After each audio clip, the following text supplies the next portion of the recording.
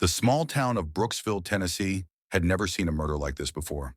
In a community where everyone knew everyone else, where neighbors waved at each other on the sidewalk and the local diner was the heartbeat of town gossip, a crime of this magnitude shook everyone to their core. On a quiet Sunday morning, just 2 days after the wedding of a beloved local police officer, Officer Jack Davis, and his new bride Claire, their lives were tragically cut short. The details were as shocking as they were violent. They had been shot at point-blank range in their own home. It had been a picture-perfect wedding. Jack and Claire had been high school sweethearts, and their love story was one that many in the town envied. Jack had been a well-respected officer in the local police force, known for his kindness, discipline, and integrity. Claire, a nurse at the nearby hospital, was beloved for her warmth and dedication. The two had seemed inseparable, and their marriage was celebrated as a joyful occasion for the entire town. But no one could have predicted what would happen just 2 days later. Sheriff Diane Mitchell was the first on the scene. She had been with the Brooksville Sheriff's Department for over a decade, and she'd seen her fair share of crime, but nothing like this. As she stepped into the Davis home, the faint smell of gunpowder lingered in the air, and the sight before her sent a chill down her spine. Jack and Claire lay lifeless on the floor of their living room, both with single gunshot wounds to the chest. There were no signs of struggle, no broken windows, no open doors. Everything appeared to be in order, except for the bloodstains soaking into the carpet. This wasn't a random break-in, Sheriff Mitchell muttered to herself as she surveyed the scene. This was personal. She called in her team for backup, and soon a group of officers and crime scene technicians were combing through the house for evidence. As they processed the scene, it became clear that this wasn't a botched robbery or a home invasion gone wrong. The bodies were positioned deliberately, and there was no sign of forced entry. The killer had known exactly where to find them and had executed the crime without hesitation. One of the first things Sheriff Mitchell noticed was a strange detail. The door to the master bedroom was slightly ajar, as if someone had been watching them, and the curtains in the living room had been drawn, hiding the view of the front porch from the street. It was clear that whoever had done this had been watching them closely. Her gut told her that the killer knew the victims well. But who and why? As the hours passed, Sheriff Mitchell called in the victims' families. Jack's parents, along with Claire's, arrived at the scene, visibly shaken by the news. They were inconsolable, their grief palpable, but none of them could shed any light on who would want to harm such a beloved couple. Then Mitchell received a tip from one of Jack's fellow officers, Detective Rachel Lee, who had been on the force with Jack for years. Rachel had been working the case with the sheriff, and her experience in criminal investigations was invaluable. "Sheriff, I think I might have a lead," Rachel said over the phone. "We've been looking into Jack's personal life, and there's something that stands out. His ex-girlfriend, Kendra. Kendra Williams was a name that immediately grabbed Sheriff Mitchell's attention. She was known in town as the bitter ex of Officer Jack Davis, someone who had never quite gotten over their breakup. The relationship had ended on bad terms years ago, when Jack had moved on and married Claire. Rumor had it that Kendra had harbored resentment toward Claire, blaming her for the breakup and making no secret of her lingering feelings for Jack. Mitchell listened intently as Rachel continued. "We've spoken to a few people, and it turns out Kendra has been vocal about still having feelings for Jack. She never really accepted that he moved on, and there are reports of her showing up at his work unannounced a few times in the past few weeks. It didn't seem like much at the time, but now, well, it doesn't look good." Sheriff Mitchell took a deep breath as she considered this new information. Was Kendra capable of murder? It didn't seem likely, but the pieces were starting to fit together. The case was becoming clearer. Kendra had motive, and the timing of the murder was too precise to be a coincidence. Kendra had been lurking in the shadows, watching the newlywed couple from afar. The shooting was too calculated to have been anything but an act of jealousy and vengeance. "Rachel, I want you to dig deeper into Kendra's background. We need to know where she was that night, who she was with, and if there's anything that links her to this crime," Sheriff Mitchell ordered. "We're going to find out what really happened." As the investigation moved forward, the town of Brooksville remained in shock. No one could fathom why such a terrible thing had happened to two people who were so well loved. The local news picked up the story, and every outlet speculated about the killer's identity. Everyone had their own theories, but no one knew the truth. It wasn't long before Sheriff Mitchell and her team uncovered something even more chilling. A witness had come forward, someone who had been in the neighborhood the night of the murders. A neighbor, Mrs. Judy Thompson, had seen a car parked outside the Davis home around 3 a.m. on the night of the killings. The car had been dark-colored, and the driver had been wearing a hood. But Mrs. Thompson was sure she recognized the figure. It was Kendra. The investigation had taken a dark turn, but Sheriff Mitchell wasn't ready to make an arrest just yet. There was still much to uncover: Kendra's whereabouts, her alibi, and her possible connections to anyone else who might have been involved. Sheriff Mitchell was a seasoned investigator, and she knew better than to rush to conclusions without all the facts. But with each passing hour, the pieces were falling into place, and it seemed more and more likely that Kendra Williams was the one responsible for the brutal murder of Jack and Claire Davis. The investigation was starting to unfold in unexpected ways. Sheriff Diane Mitchell paced around her office, her eyes scanning the files strewn across her desk. The photograph of the wedding that had once been a symbol of love now sat among crime scene photos and witness statements, a grim reminder of the tragedy that had torn through the town of Brooksville. Jack and Claire Davis had been ripped from their families and friends just 2 days after they had pledged their love to each other. Mitchell wasn't a rookie by any stretch of the imagination, but this case hit her differently. She had met Jack on several occasions. He had been a dedicated officer, someone she admired.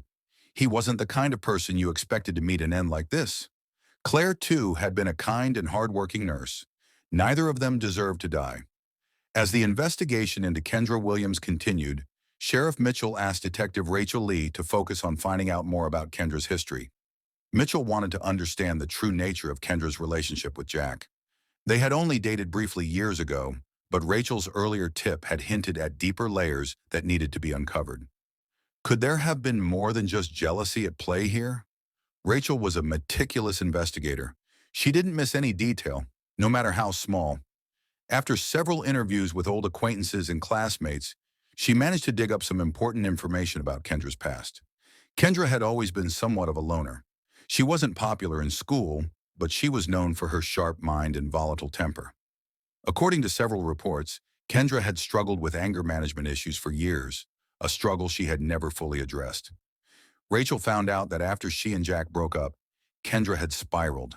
She became involved in a series of unhealthy relationships, some of which were abusive. And just when it seemed she might be putting her life back together, Kendra had another setback. She had been let go from her job at a local bar after an altercation with a coworker. The final straw was when she got into a physical altercation with a customer, an incident that landed her in a brief stint in jail. According to one of her former colleagues, Kendra had become obsessed with the idea of Jack and Claire's marriage, almost to the point of fixation. Sheriff Mitchell frowned as she read the file Rachel had put together. This wasn't the Kendra Williams she had heard about before. This was someone dangerous, someone who had clearly never gotten over Jack. The idea that someone with this kind of emotional baggage could resort to violence was more than plausible. Mitchell felt a growing sense of urgency. They needed to find Kendra, and they needed to find her fast. Later that afternoon, Rachel tracked down Kendra's last known address, a rundown apartment on the outskirts of Brooksville. As they pulled up, Mitchell couldn't help but feel a sense of dread. The building was old and dilapidated, the paint peeling, the windows grimy. This was not the place of someone who had their life together. Rachel rang the doorbell, but there was no answer. The blinds were drawn tightly in the windows, and the silence that greeted them only added to the eerie atmosphere. After a few moments, Rachel tried the door, which creaked open with ease. Inside, the apartment was sparsely furnished, with little more than a couch, a small coffee table, and a stack of old books in the corner. The air smelled, faintly, of cigarettes and cheap perfume. There was no sign of Kendra, but Rachel found a few items that seemed out of place. A stack of old photos, mostly of Jack, and a letter that appeared to have been written in a rushed, frantic hand. Rachel picked it up and scanned the first few lines. "Jack, I can't keep living this lie. You belong with me, not with her. I know you still think about me. I can feel it. I just need you to remember us. Remember the way things were before she came along." The letter was dated only a week before the murders. Rachel turned to Sheriff Mitchell, who had been quietly inspecting the room. "This doesn't look good," Rachel said, holding the letter out to her. Mitchell took the letter, her lips tightening as she read it. "Kendra's obsession with Jack runs deeper than we thought. She's not just angry, she's delusional. She hasn't been able to let go of their past, and now she's willing to destroy everything." The evidence was mounting. Kendra's fixation on Jack had not faded over the years. It had grown, consuming her thoughts until it drove her to murder. It wasn't just the pain of the breakup.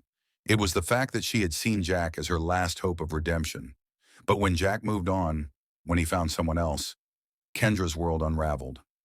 As they continued to search the apartment, Rachel found another crucial piece of evidence. A receipt from a pawn shop, dated the night before the murders. The receipt was for a small caliber handgun. It wasn't a large purchase, but it was enough to tie Kendra to the weapon used in the shooting. Sheriff Mitchell's heart sank. The pieces were falling into place, but there was still one question that remained unanswered. Where was Kendra now? "Let's head to the pawn shop," Mitchell said. "We need to find out if she's been here recently. Maybe we can get a lead on where she's gone." They made their way to the pawn shop in the town's industrial district. The shop was old, with dusty shelves stacked high with secondhand goods. The owner, a wiry man in his mid-50s named Tom, greeted them with a wary smile. When they showed him the receipt, his expression turned serious. "Yeah, I remember her. Kendra Williams, right?" Tom said, scratching his chin. "She came in a couple of days ago. She seemed pretty agitated. I asked her if she was sure she wanted to sell it, and she said she needed the money. Said it was for something important. I didn't pry. I just did the transaction." Mitchell and Rachel exchanged glances. "Did she say anything else? Anything about where she was going after?" Rachel pressed. Tom thought for a moment, then nodded. "She said she was going out of town, to get away, but I didn't ask where. You know how it is in this town. People don't like to share too much." Out of town. It was the lead they needed. Sheriff Mitchell's instincts kicked into high gear. Kendra had already made her move. She had bought the gun, executed her plan, and then disappeared. The clock was ticking. They needed to catch her before she disappeared for good. Kendra Williams had vanished. Sheriff Diane Mitchell couldn't shake the feeling that the walls were closing in. Everything about the case was pointing to her, but she was nowhere to be found.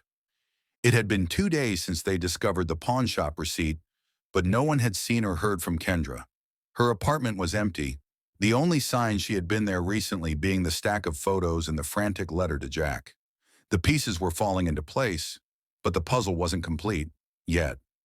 The morning after their visit to the pawn shop, Mitchell gathered her team at the sheriff's office.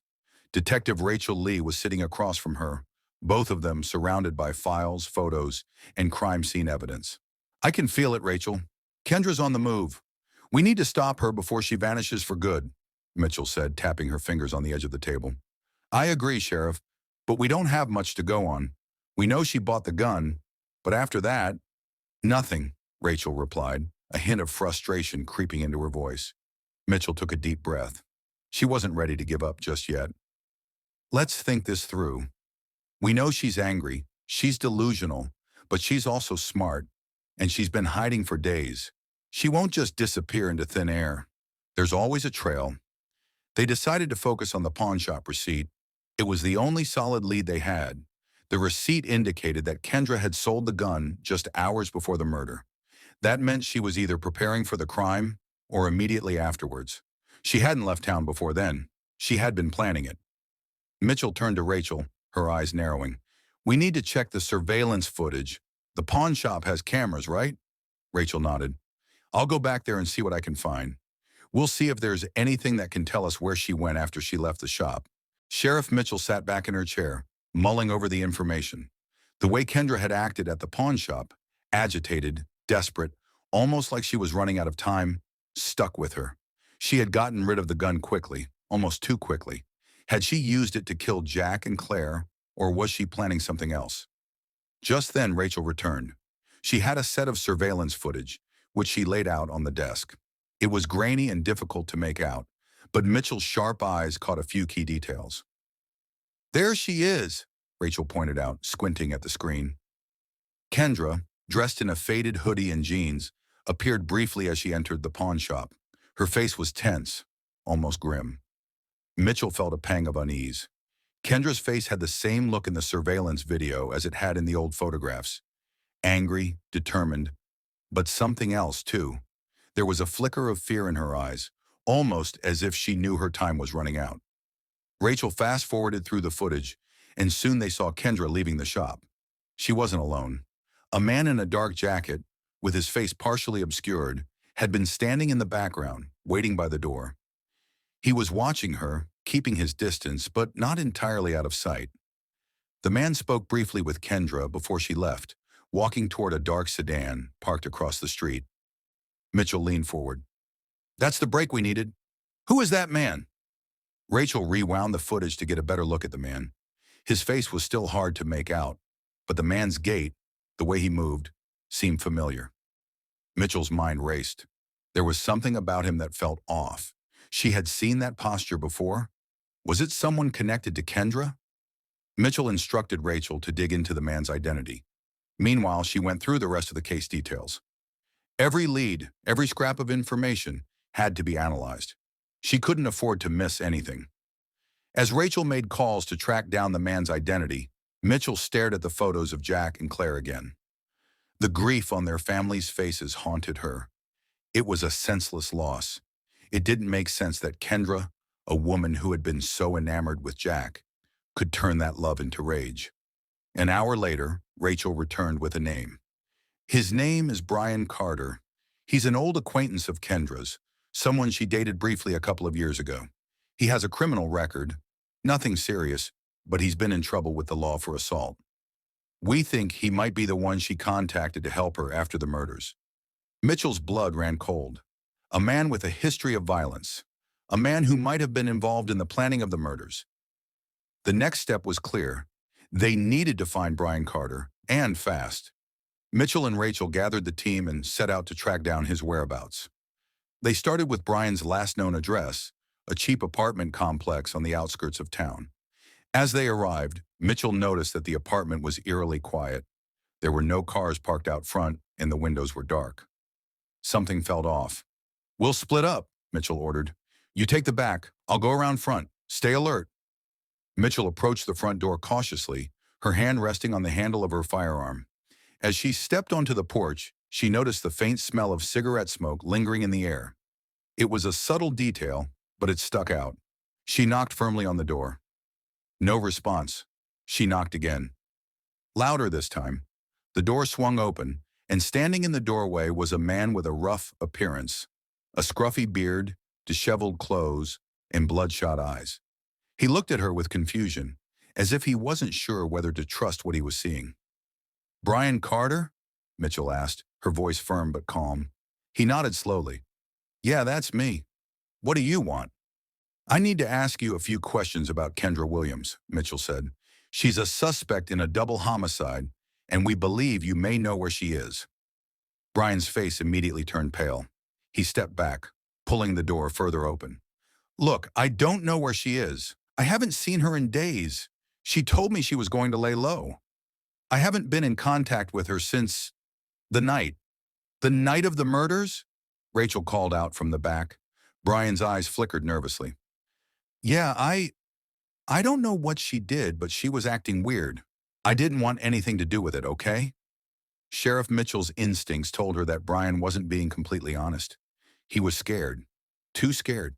She could feel the tension in the air, and she wasn't about to let him go without pressing him harder.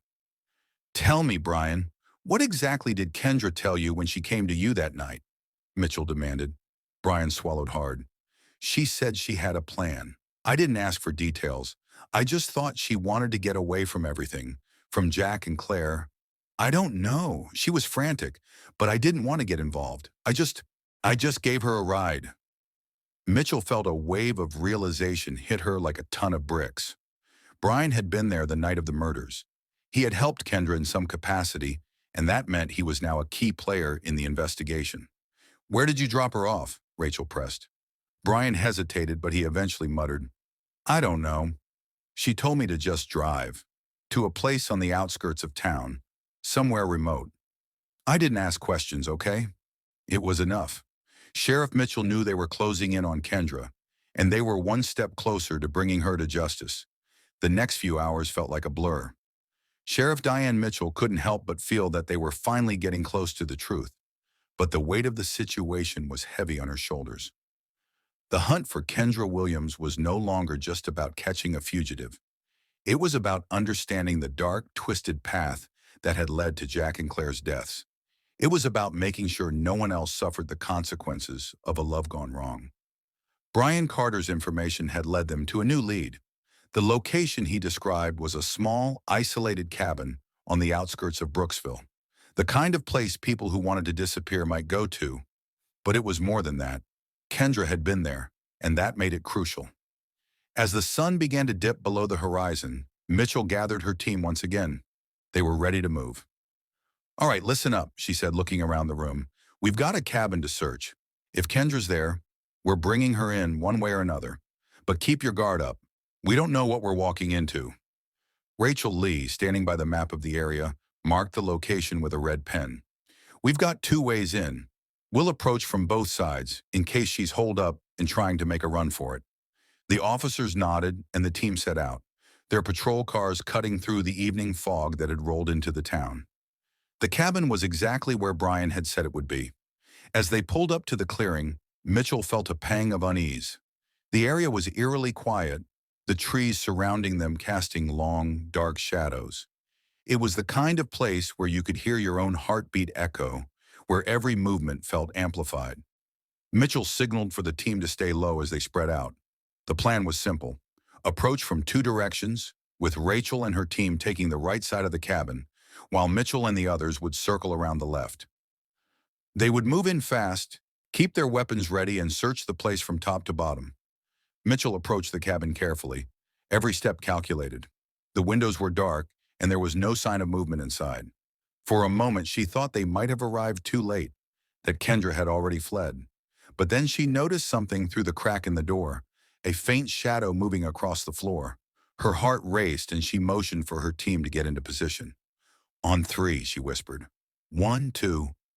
Before she could finish, the door suddenly flung open.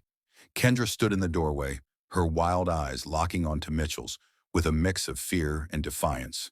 She was holding something in her hands, but it wasn't clear what. The gun? A knife? "Kendra, put it down," Mitchell ordered, her voice stern and commanding. For a long, breathless moment, Kendra didn't move. She was frozen, staring at them as if trying to decide whether to fight or flee. "I didn't do anything," Kendra finally spat, her voice shaking with a mix of anger and fear. "I didn't hurt anyone. I didn't kill them." Mitchell stepped forward, her voice firm but calm. "Kendra, we know you were involved. You need to come with us." Kendra's lips curled into a twisted smile, her eyes still wide, almost manic. "You don't understand," she whispered, her voice low and raspy. "I didn't want it to go this far. I never meant for them to die. I just wanted Jack back." The confession was like a punch in the gut. Mitchell's mind raced as Kendra's words sank in. She hadn't just murdered Jack and Claire out of jealousy. There was something deeper, something more complicated behind the violence. "Kendra, please, just put the weapon down," Mitchell urged, trying to de-escalate the situation. The weapon in Kendra's hand was now more clearly visible. It was a revolver, the same type used in the murders. It was still pointed down at the ground, but every instinct Mitchell had screamed that it wouldn't stay there for long. Kendra's eyes flickered between Mitchell and the gun. "I loved him. I loved Jack so much," she said, her voice breaking. "I couldn't stand seeing him with her. She didn't deserve him. I was the one who really knew him, who really loved him." Mitchell's voice softened. "Kendra, I understand how you feel, but killing them won't bring him back. It's over. You have to face what you've done." Kendra's face twisted in rage. She lifted the gun, her hands shaking. "You don't get it.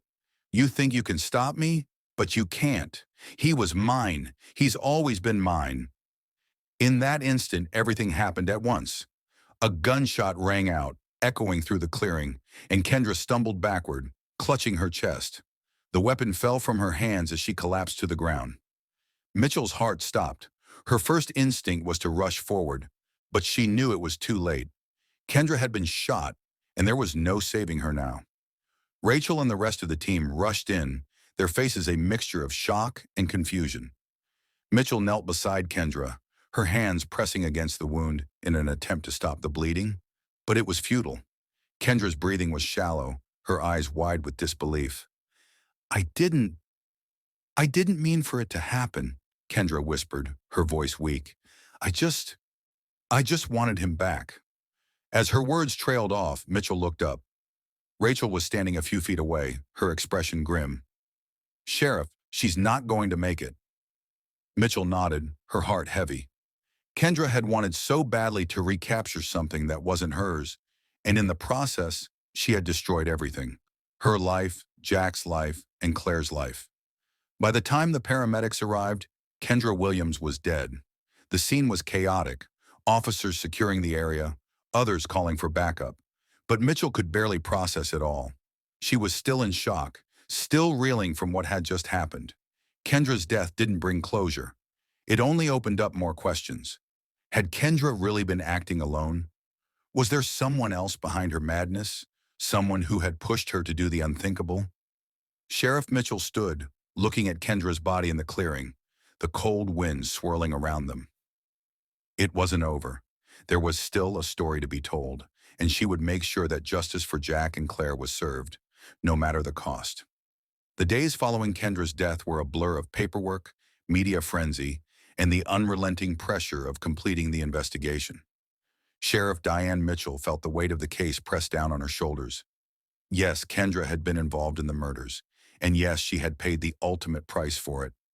But the truth still felt unfinished. Something didn't sit right with Mitchell. The pieces were there, but there was a lingering question. Who else was involved? It had been 2 days since Kendra's death, and the sheriff's office was still reeling from the chaos. Kendra's story had been the cornerstone of their investigation, but Mitchell couldn't shake the suspicion that Kendra hadn't acted alone. She had seemed too frantic, too disjointed in her actions for it to have been a clear, calculated decision. Someone else had to be pulling the strings. Mitchell sat in her office, staring at the file on her desk. Photos of Jack and Claire's autopsies, Kendra's statements, witness interviews. Everything had led to Kendra. But the nagging thought lingered. Rachel Lee walked in, holding a manila folder with fresh documents. Sheriff, we've gotten some new information. It's about Brian Carter. Mitchell looked up.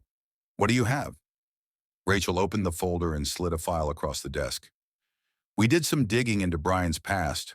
Turns out he's been in touch with someone in the weeks leading up to Jack's murder. Someone with a criminal background. Mitchell's eyes narrowed. Who? Rachel hesitated. A man named Tony T. Howard. He's a known associate of Brian's. T has a long rap sheet, assault, weapons charges, and he's been in and out of prison for most of his life. We've pulled up some phone records showing frequent contact between Brian and T in the days leading up to the murders. Mitchell's mind raced. Brian Carter had been the one to help Kendra, but now it seemed like he wasn't just a passive participant. Tony Howard. That name was new, but it sent a chill down Mitchell's spine. It was the kind of name you didn't want to be connected to. Too many dangerous associations. Too much time spent with criminals who didn't hesitate to take violent action. Get me everything you can on Tony Howard. I need to know where he is, what he's doing, and if there's any chance he's been hiding in plain sight, Mitchell said, her voice sharp. Rachel nodded. I'm on it.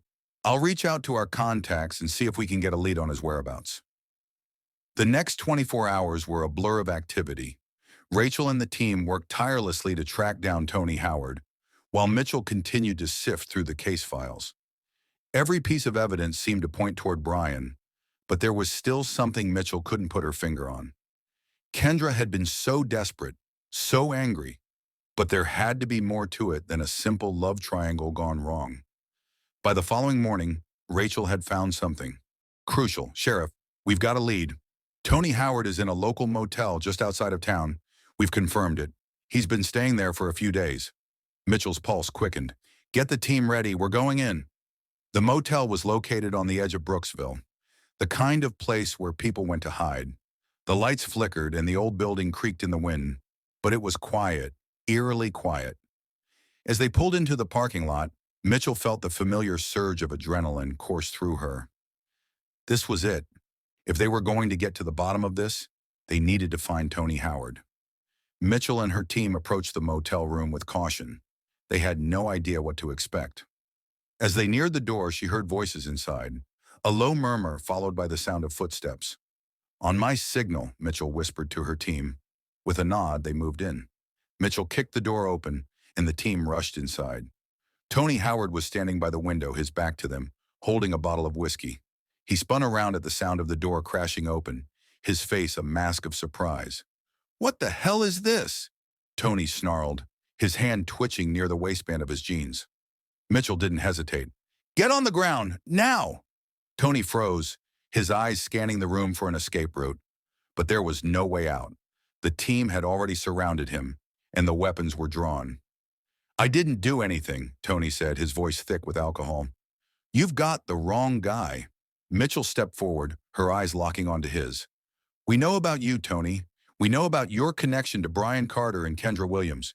You're not walking away from this." Tony's eyes flickered. "I don't know what you're talking about." Rachel stepped forward, holding up a folder of documents. "We've got phone records showing you were in contact with Brian in the days before Jack and Claire were murdered. You think we don't know you were involved?" For the first time, Tony's confidence seemed to crack. He stumbled backward, glancing nervously at the door, then at the windows. Listen, Tony said, raising his hands. "I don't know anything about the murders, okay? I wasn't there. Kendra was the one who went crazy. She made the call, not me. I was just helping her out. She promised me something big. Money, a way out. I didn't know what she was planning. I just gave her the gun. I didn't know she was going to do that." The confession hit Mitchell like a ton of bricks. Tony Howard had been the one to provide the weapon, the one who had helped Kendra get the gun that was used to kill Jack and Claire. He had been her enabler, her accomplice, and now it was clear that he was involved in more than just an accidental chain of events. He had been a willing participant, driven by his own interests, and now he was trying to distance himself from the consequences. "You gave her the gun?"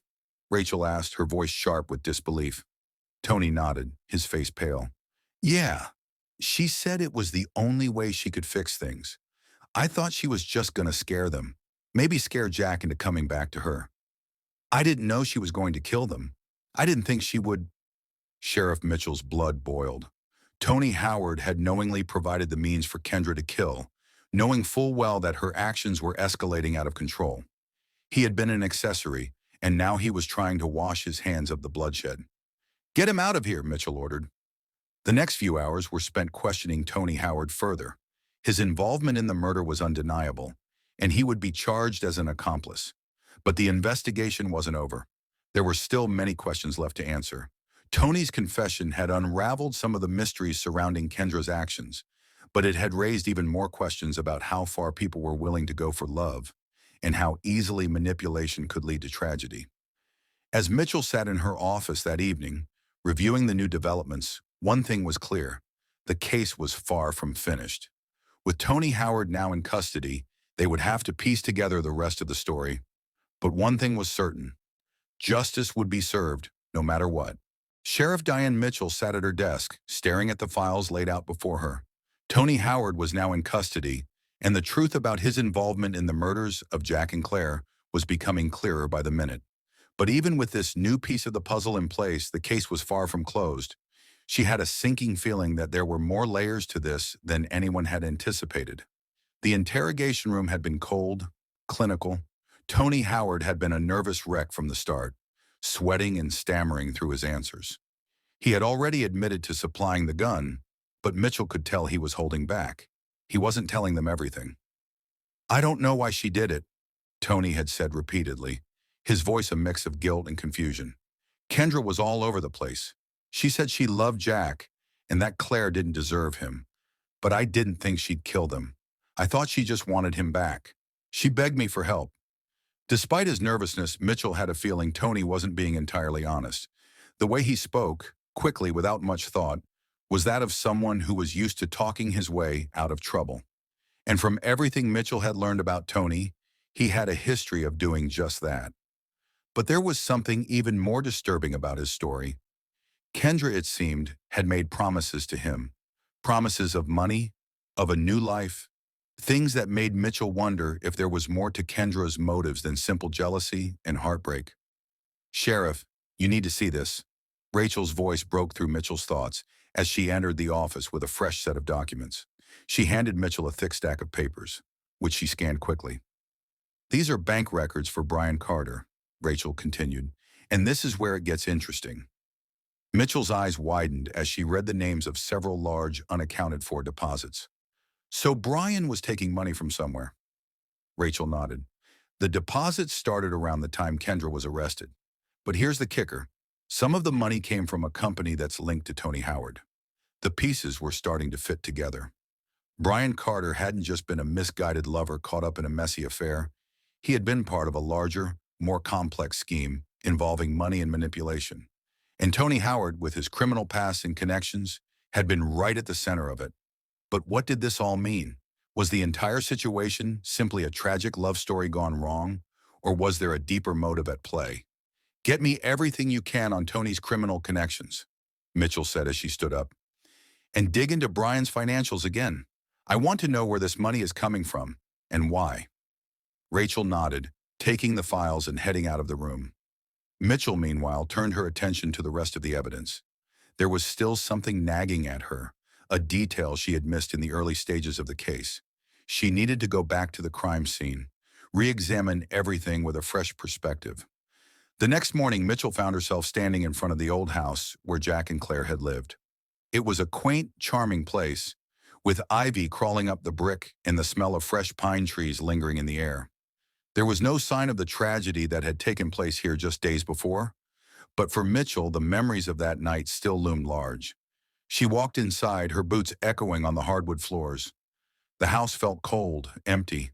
Claire and Jack's belongings had been cleared away, but the ghost of their lives still seemed to hang in the air. Mitchell's mind kept drifting back to Kendra's confession.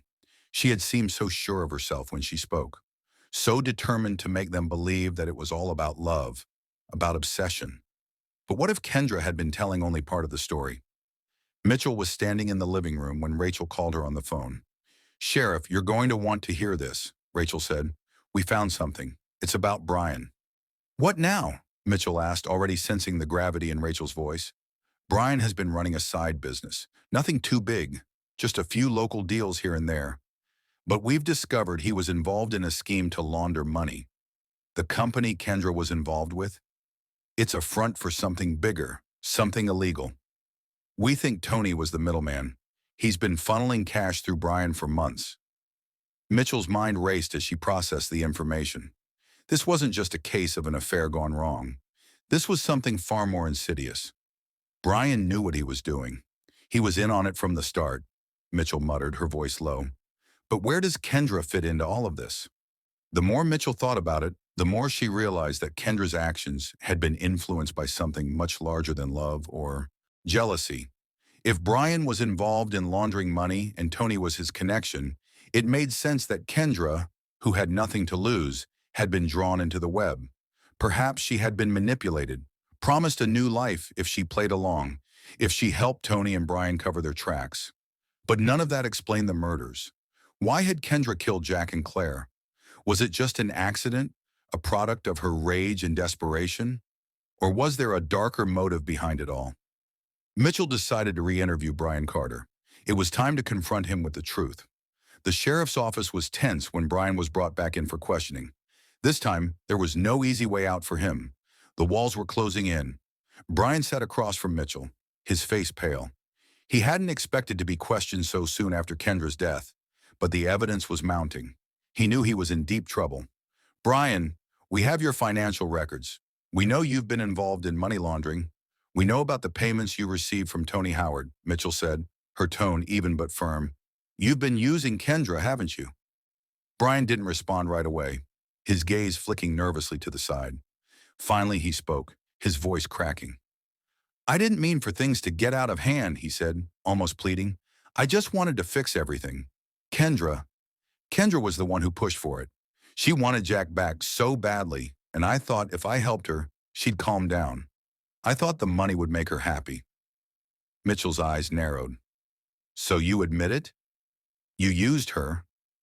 Brian's face crumpled, and for the first time, Mitchell saw a glimpse of guilt in his eyes. I didn't know what else to do. Tony said it would all be fine, that we'd get everything under control, but Kendra, she just kept spiraling. She wouldn't stop. The truth was unfolding, but there was still so much Mitchell didn't understand. She could see now that Brian had been tangled in something much deeper than an affair. The money, the manipulation, Kendra's rage, all of it pointed to a far larger web of lies and deceit. But what did it all mean? There were still too many unanswered questions. But one thing was clear. The case was nowhere near over. The case had twisted and turned in ways Sheriff Diane Mitchell hadn't expected.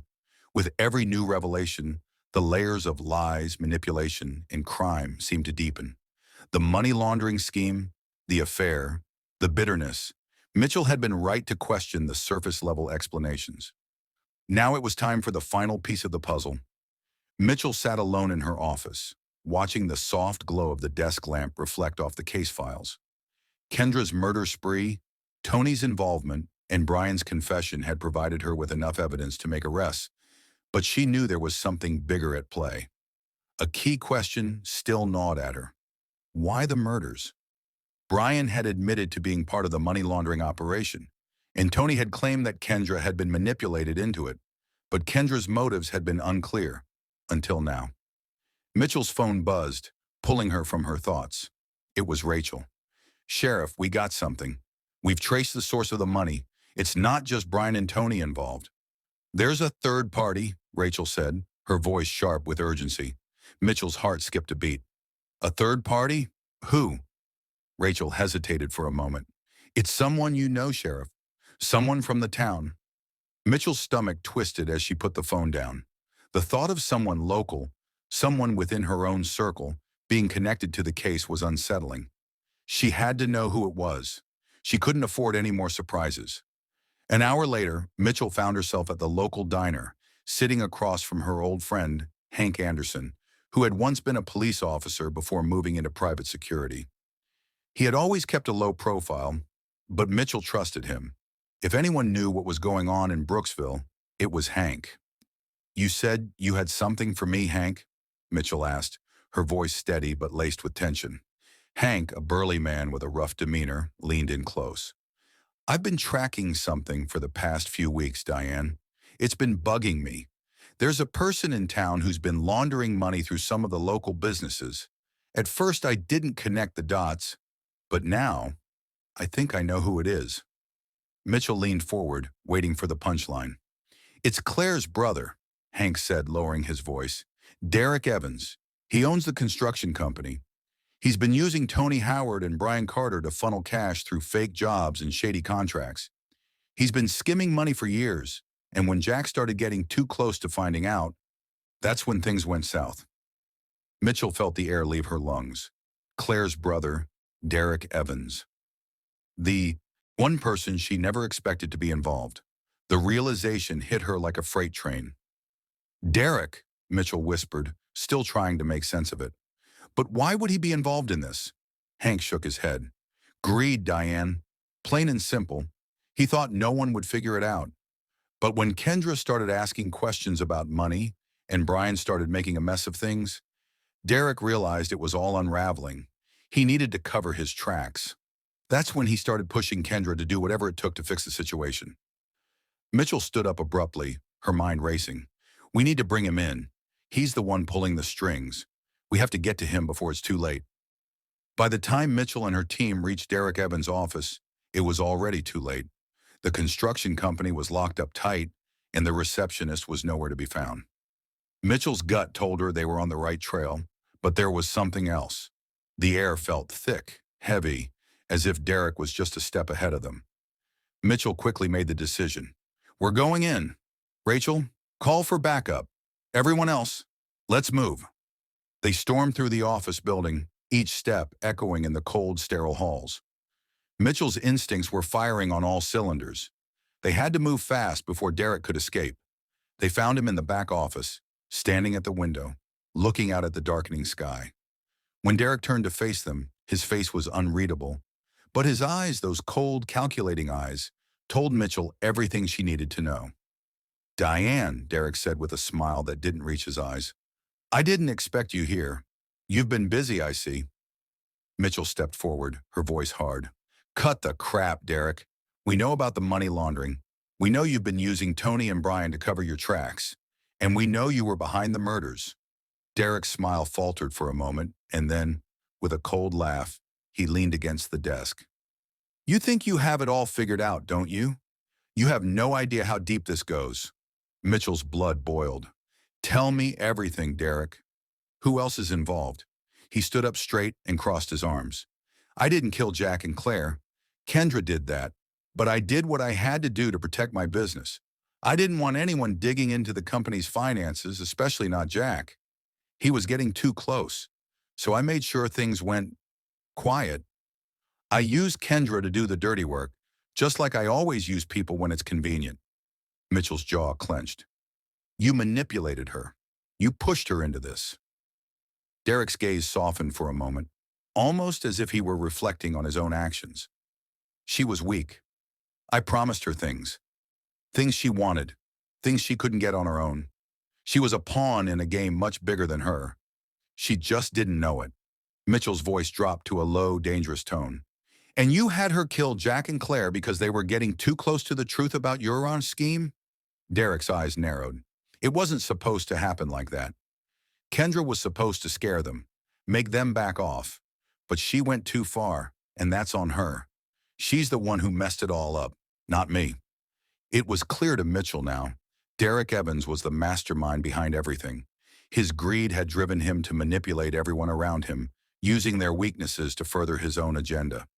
And Kendra had been the tragic victim of his manipulation. "Where's Brian now?" Mitchell demanded. Derek's lips curled into a smirk. "You think he'll talk?" "Brian's in too deep. He's not going to say anything, not unless he thinks it's in his best interest. But I'll be long gone before that happens. You're too late." Mitchell took a deep breath, her thoughts spinning. Derek Evans was guilty, no question about that. But the case was far from over. They would need more than just Derek's confession. They would need to tie all the pieces together, and they needed to move fast. As Mitchell and her team took Derek into custody, she felt the weight of the investigation lifting, but there was still work to be done. The murders of Jack and Claire had been the tragic result of a web of lies, manipulation, and greed. But now, finally, the truth had come to light. The story was over, but justice would be served.